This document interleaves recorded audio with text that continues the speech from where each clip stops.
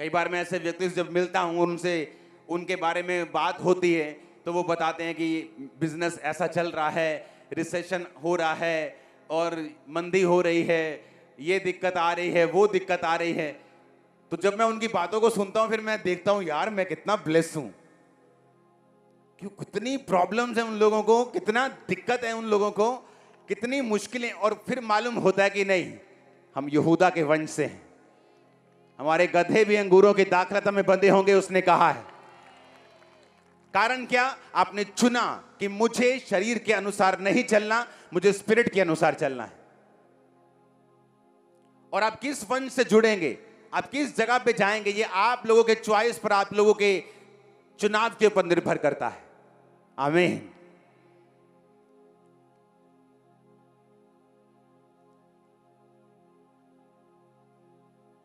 जब परमेश्वर ने यहूदा को ब्लेस किया तो वचन कहता है कि यहूदा इस्करियोती, जिसने परमेश्वर को पकड़वा दिया था, बाइबल के मुताबिक उसको 12 चेलों का लीडर बनना था। इसलिए परमेश्वर ने पैसों की थैली जो थी वो यहूदा इस्करियोती को दी थी, ताकि यहूदा इस्करियोती शुरू से ही अपना कंट्रोल जो है वो रखे। पैसों की थैली देने का मतलब एक फाइनेंस का कंट्रोल उसके पास था, और परमेश्वर के वचन के मुताबिक व्यवस्था देने वाला जो होगा वो यहूदा के वंश से होगा, उससे राजधन छूटेगा नहीं, वो चेलों को का अगुवा होगा। लेकिन बाइबल कहती है उसने भी शरीर के काम को चुना और गिरा, और उसके बाद परमेश्वर ने वो सारा काम पतरस को दिया। और फिर आप जब भी देखेंगे पतरस को लीड करता हुआ देखेंगे। 120 लोगों को जब पवित्र आत्मा मिला तो पतरस ने लोगों को बताया।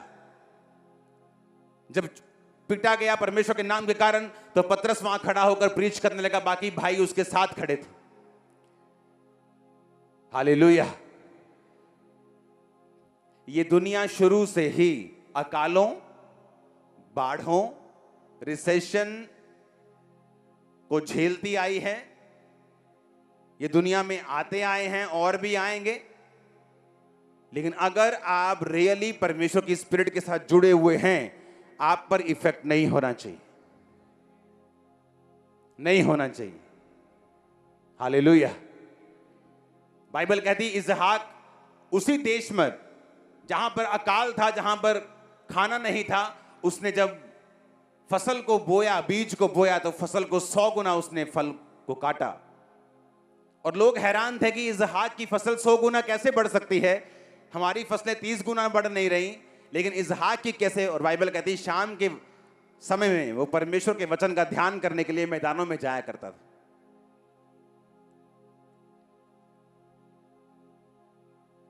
आपको फिर समझ आएगी कि दुनिया कितना संघर्ष कर रही है, और जो मसीह में हैं, परमेश्वर कैसे आपके रास्तों को खोलना चाहता है, आपकी लाइफ को ब्लेस करना चाहता है, आपको बढ़ाना चाहता है, फालतू संघर्ष को फिनिश करना चाहता है, शर्मिंदगियों को, फेलियर को आपकी लाइफ से वो खत्म करना चाहता है। लेकिन आपको उस आत्मा की, जो पवित्र आत्मा कहता है, उसको साथ कॉपरेट करना पड़ेगा। जीसस क्राइस्ट ने एक सूखे हाथ वाले व्यक्ति को बोला, जब देखा तो कहा कि अपना हाथ बढ़ा, और जैसे लिखा कि सूखे हाथ वाले व्यक्ति ने अपना हाथ बढ़ाया, उसका हाथ सीधा हो गया। यीशु मसीह ने पकड़ के उसका हाथ सीधा नहीं किया, उसने कहा अगर तू मेरे वचनों को मानेगा और जो मैं कह रहा हूं वो करेगा, तेरा हाथ सीधा हो जाएगा। उसने जबरदस्ती नहीं करना, आपको फैसला लेना होगा। प्रेयर लाइफ, बाइबल कहती है जब इजरायली, परमेश्वर ने अब्राहम को बोला था, जब वो अब्राम था, अब्राहम भी नहीं था, अब्राम था, तो परमेश्वर ने कहा था कि तेरा वंश दास होकर रहेगा और 400 साल के बीतने पर मैं उसे क्या करूंगा, छुड़ा लूंगा। तो जब यूसुफ अपने पिता को बुलाता है, याकूब को मिस्र में, 70-72 जन वो वहां पे थे, बढ़ते हैं, फूलते हैं, 20 लाख हो जाते हैं 400 साल में। लेकिन बाइबल कहती 430 साल के बाद वो वहां से छूटे। पता है क्यों? कंफर्टेबल हो गए थे। इजरायली मिस्रियों की नौकरी करते करते कंफर्ट में आ गए थे।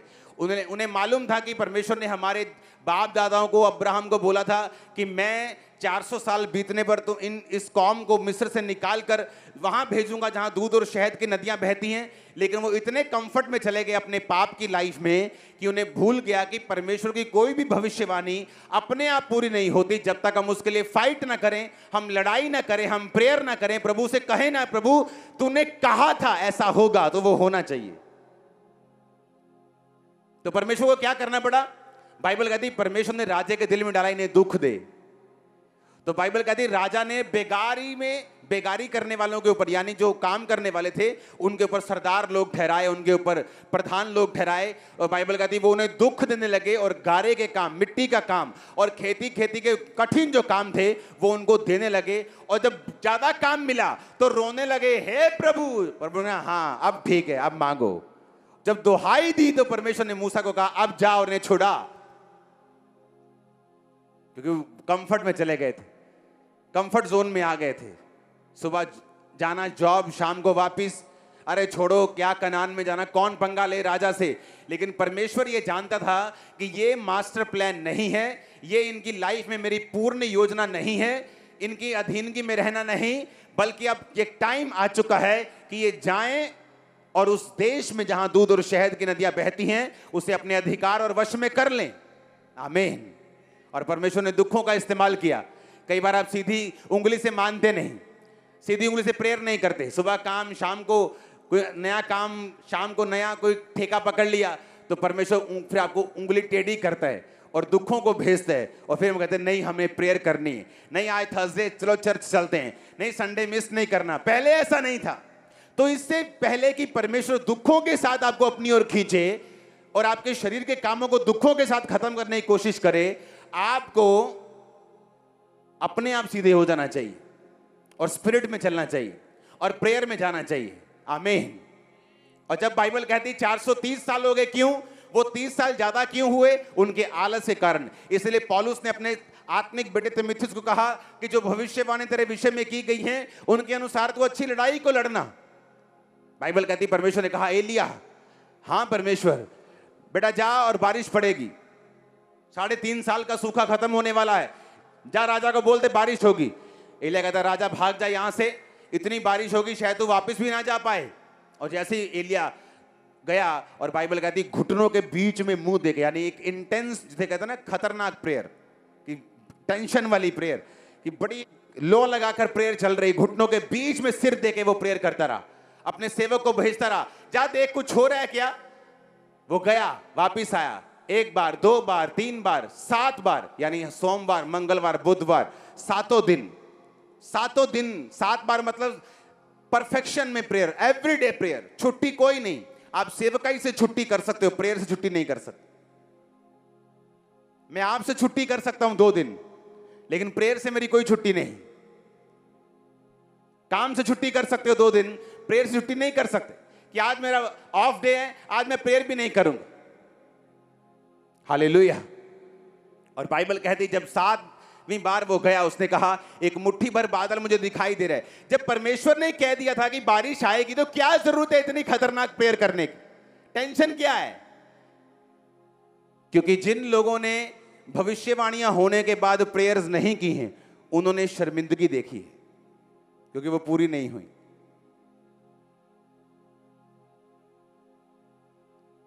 हालेलुया। वो पूरी नहीं हुई, क्योंकि परमेश्वर कहता है कि जब भविष्यवाणी हो जाए तो शैतान सुन लेता है। तुमने भी सुनी पर शैतान ने भी सुनी। अब शैतान पूरी कोशिश करेगा तुम्हें पाप में गिराए, तुम्हारी प्रेयर लाइफ कम करे, तुम्हारी लाइफ में जो मतलब मोहल्ले की जो सबसे कुरूप औरत थी वो भी तुम्हें देखती नहीं थी, भविष्यवाणी के बाद सबसे सुंदर भी तुम्हें देख रही, क्योंकि शैतान चाहता है तुम उसकी ओर जाओ और वो उस भविष्यवाणी को पकड़े और फिनिश कर दे। तुम्हें मालूम नहीं क्या हो रहा है, शैतान को सब पता है, वो एक्सपीरियंस है, उसके पास एक्सपीरियंस है सालों का, उसे मालूम है। उसने कहा, पौलुस ने कहा जो भविष्यवाणी तेरे विषय में की गई है ना, फाइट करनी पड़ेगी तुझे, लड़ना पड़ेगा तुझे प्रेयर में, फास्टिंग में। खुदावन तेरे वचन में लिखा है, खुदावन तूने कहा था, तूने अपने नबी के मुंह से बोला था ऐसा होगा, तेरे वचन में लिखा है ऐसा होगा। तुम्हें फाइट करनी पड़ेगी, प्रेयर करनी पड़ेगी, फास्टिंग करनी पड़ेगी, उसके अनुसार तुम्हें चलना पड़ेगा। आमीन। और जब वो फास्टिंग नहीं कर रहे, प्रेयर, लड़ाई नहीं कर रहे, तो परमेश्वर ने दुखों को भेजा कि अब ये दुखों के बाद फिर दुहाई देंगे। जब दुख गए, जब उनकी लाइफ में भांति भांति के बुरे बुरे, जब कठिन कठिन काम गए, तो फिर वो दुहाई देने लगे। और जब दुहाई गई, परमेश्वर ने कहा मूसा जा और छुड़ा। क्योंकि जब आप प्रेयर्स करने लगते हैं, जब आप खुदा को पुकारने लगते हैं, खुदावंद आपको राइट चर्च में भेजता है, आपको राइट पर्सन के पास भेजता है। खुदावंद ने डायरेक्ट उन्हें नहीं छुड़ाया, मूसा के पास भेजा। हालेलुया। मूसा ने कहा मैं नहीं जाऊंगा। फिर परमेश्वर की उसके साथ वार्तालाप होता है और अंत में वो मन जाता है कि ठीक है मैं जाऊंगा और तेरे लोगों को छुड़ाऊंगा। क्या है क्रिश्चियन लाइफ? यही क्रिश्चियन लाइफ। शरीर के अनुसार ना चलना, आत्मा के अनुसार चलना। भविष्यवाणी के विषय में जो आपके लिए की गई है, चाहे वो डायरेक्ट की गई हो, चाहे वचन के द्वारा की गई हो। वचन एक भविष्यवाणी है, धर्मी का वंश बचाया जाएगा, क्या यह भविष्यवाणी नहीं? तू बच, तेरा घराना बचाया जाएगा, क्या यह भविष्यवाणी नहीं? तेरी लाइफ में तू उत्तम को देखेगा, उत्तम दाखलता, उत्तम तेल, उत्तम चीजें। यदि तू याजक है, क्या यह भविष्यवाणी नहीं? तू सिर ठहरेगा, पूंछ नहीं होगा, क्या यह भविष्यवाणी नहीं? शेर को कमी हो सकती, यहोवा के खोजियों किसी भली वस्तु की कमी ना होगी, क्या यह भविष्यवाणी नहीं?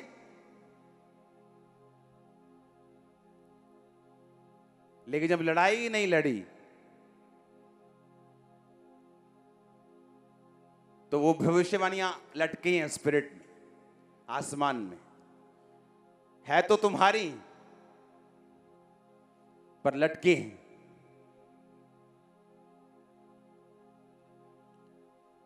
आना तो तुम्हारे जीवन में था, लेकिन अभी तक खड़ी हैं। आप अगर बदलना नहीं चाहेंगे, कुछ बदलेगा नहीं।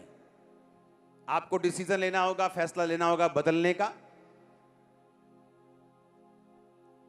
अपने हाथों को उठाओ,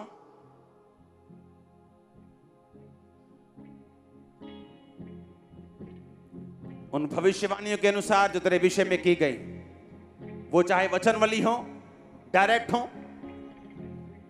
अपने हाथों को उठाकर मांगो, खुदावंद आज से मैं उनके अनुसार अच्छी लड़ाई को लड़ूंगा। ऊंची आवाज से मांगो।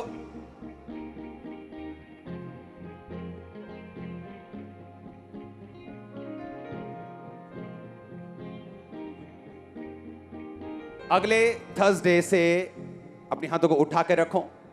अगले थर्सडे से आप लोग अपनी अपनी एक ऑयल की बोतल आप ट्राई करना, आप साथ लेके आओ अगले 7 थर्सडे के लिए। ओके, अपनी एक पर्सनल ऑयल की बोतल बड़ी अपने साथ लेके आना।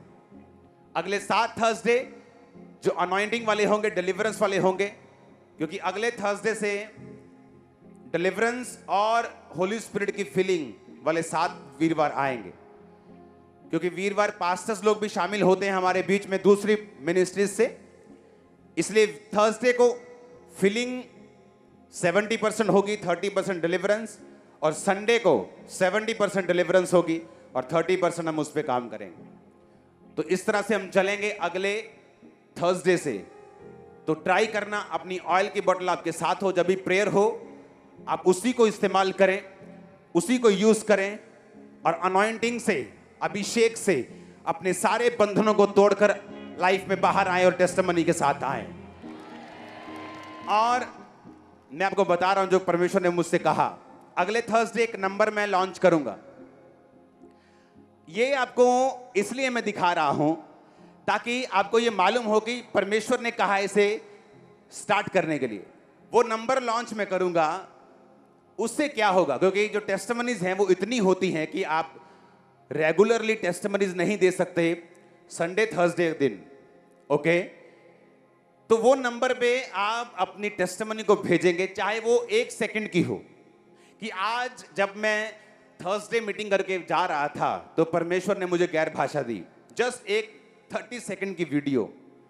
आज मुझे दर्शन आया, पहले मुझे कभी दर्शन नहीं आते थे। दर्शन में परमेश्वर ने मुझे इस बीमारी से आजाद किया। जब मैं सुबह उठा तो मेरे बीमारी जो वो जा चुकी थी, जस्ट एक सेकंड की 30 सेकंड की वीडियो आप लोग उस नंबर पे भेजेंगे, उसको ऐसे ही पोस्ट करेंगे हम, आप हैरान हो जाओगे, वो हजारों में होंगी टेस्टिमनी जो 7 हफ्तों में रिसीव हम करेंगे, हजारों में होंगी। मैं आपको बता रहा हूं, वो मैं डिसाइड करूंगा अपने फेसबुक पे डालनी है कि उसके लिए अलग से पेज ही बना दें, क्योंकि वो इतनी होंगी, इतनी लाइन में होंगे कि बाकी और कुछ कर नहीं, देख नहीं पाएंगे, तो उसे देखेंगे कहां डालना है। मैं आपको बता रहा हूं, तो उसके लिए आपको तैयारी ये करनी है कि ऑयल अपने साथ रखना है। आमीन। ताकि आप जब भी आपको कोई ट्रबल हो, कोई बीमारी हो, कोई बीमार दिखे, वो ऑयल आप यूज कर सकें। आमीन। कोई दुष्ट आत्मा वाला आपको दिखता है, कहीं शैतान काम कर रहा आपको दिखता है, तो वो आपके पास एक हथियार होगा। हालेलुया। चर्च से भी आपको ऑयल मिलेगा, वो अलग है, लेकिन आपको एक बॉटल रखनी है, वो अलग है। आमीन। तो मैं इसलिए नहीं कह रहा हूं कि चर्च से नहीं मिलेगा, चर्च से आपको डबल दे दूंगा, नो प्रॉब्लम, लेकिन आपको अपना रखना है। आमीन।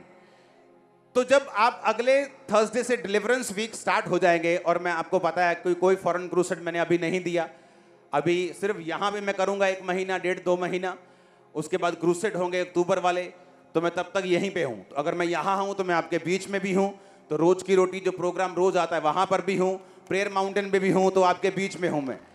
तो आपको भी तैयार रहना है स्पिरिट में, फास्टिंग में, प्रेयर में, क्योंकि जब डिलीवरेंस वीक स्टार्ट होते हैं, आपको मालूम है किस तरह के लोग टेस्टिमोनीज के साथ, किस तरह के डिलीवरेंस के साथ वो आते हैं। आमीन। अपने हाथों को उठाओ और याद रखो, संडे जो डिलीवरेंस होगी वो टॉपिक के ऊपर होगी। एक टॉपिक मैं आपको दूंगा, उस पे प्रीच होगा। अगर कर्जा एक टॉपिक है तो कर्जे पे प्रीच होगा, और संडे वाले दिनों जो होंगे, या थर्सडे वाले दिन जो आने वाले डिलीवरेंस के होंगे, वो जल्दी मीटिंग खत्म नहीं होगी, क्योंकि आपको बुलाया जाएगा, अकेले अकेले पे मैं ले हैंड करूंगा। तो वो इस तरह के वीक आने वाले हैं। ओके, तो ये अलग तरह की मीटिंग्स होगी और आपको तैयार रहना है। आमीन। क्योंकि एक टॉपिक पे अगर प्रीच हो रहा है तो उसके बाद उस पे प्रेयर भी होगी, उस पे ले हैंड भी होगा, अनॉइंट भी होगा। जब अनॉइंट होके आप वापिस जाएंगे, वो काम होना शुरू होगा और आप टेस्टिमनी देते जाएंगे। हालेलुया। कल भी मैं इसी पंडाल के, कल परसों मैं यहीं पे था, पूरा पंडाल में चेक कर रहा था। प्रेयर माउंटेन तैयार हो चुका है, मालूम है आपको। अब वो एक प्रोजेक्ट है, वो खत्म हो चुका है। अब हम आ रहे हैं चर्च पे इसको फिनिश करने के लिए। वो सारी टीम, क्योंकि टीम आपके पास वही होती है, जो फेथफुल लोग होते हैं वो ज्यादा नहीं होते, तो वो अब इधर आएगी और इस प्रोजेक्ट को फिनिश करेगी। और इस पंडाल को मैं पक्का करने वाला हूं कि कोई बारिश हो, तूफान हो, इसको कुछ ना हो।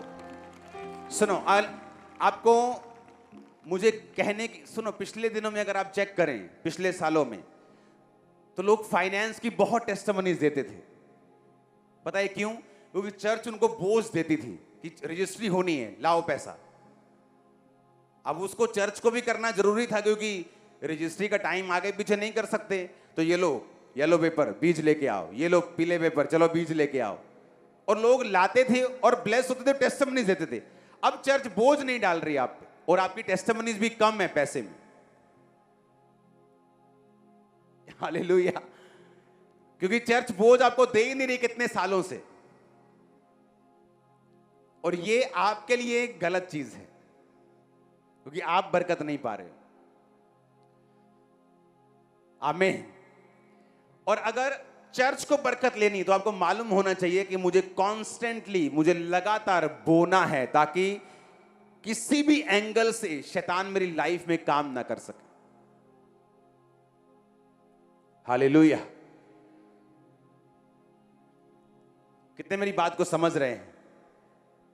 तो चर्च वो वाला बोझ तो अभी भी आप पर नहीं डाल सकते, क्योंकि अभी कोई ऐसी रजिस्ट्री नहीं है जिसके लिए मैं आपको बोलूं कि ये अभी करना है।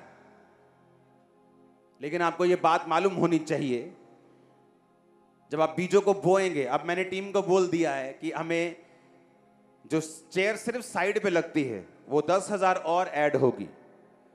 तो चर्च में 20,000 सिर्फ चेयर है जो सिर्फ साइड पे लगती है, जो दिखने में भी नहीं आती।